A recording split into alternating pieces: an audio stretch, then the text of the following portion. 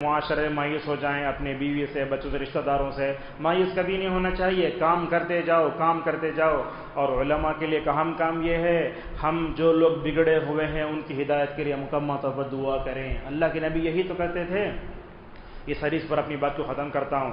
حضرت ابو امامہ الباہلی رضی اللہ عنہ کہتے ہیں رسول اکرم صلی اللہ علیہ وسلم کے پاس ایک نوجوان آیا قریش کا.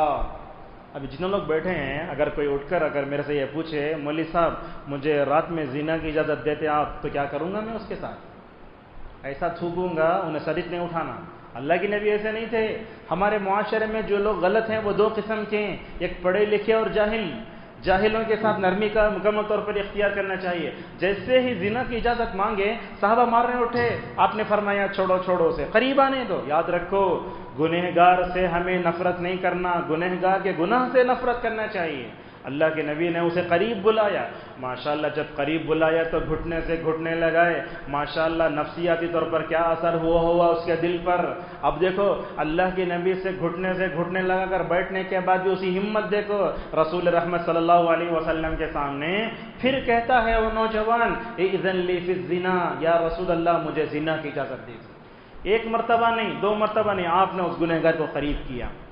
تو اللہ کے نبی صلی اللہ علیہ وسلم نے اس سے پوچھا اے نوجوان کیا تم اس بات سے راضی ہو تم اپنی ماں سے زنا کرو گے؟ یہ پہلا سوال تھا. آپ نے ایسا سوال پوچھا، اس کے فطرت کو للکارا آپ نے. اس نے کہا یا رسول اللہ نہیں، میں اس نے دنیا میں کوئی بھی اپنی ماں سے زنا کرنے کو پسند نہیں فرمائے. آپ رشتے گناتے گئے، ماں کے بعد خالہ کا ذکر کیا، بیٹی کا، بہن کا، پھوپھی کا. اس کے دل سے آپ نے بڑی حکمت سے، پیار سے، محبت سے زنا کو نکال کر اتنا ہی نہیں چھوڑے. اس گنہگار کے لیے آپ صلی اللہ علیہ وسلم نے 3 جملے ارشاد فرمائے. اللہم اغفر ذنبہ، اے اللہ اس کے گناہ کو بخش دے، تو اس کے دل کو پاک کر دے. اے اللہ تو اسے اپنے شرمگاہ کی حفاظت کی توفیق دے. تو راوی حدیث کہتے ہیں رسول اللہ کی مبارک دعاؤں سے ماشاءاللہ دوبارہ وہ زنا کی طرف مائل نہیں ہوا.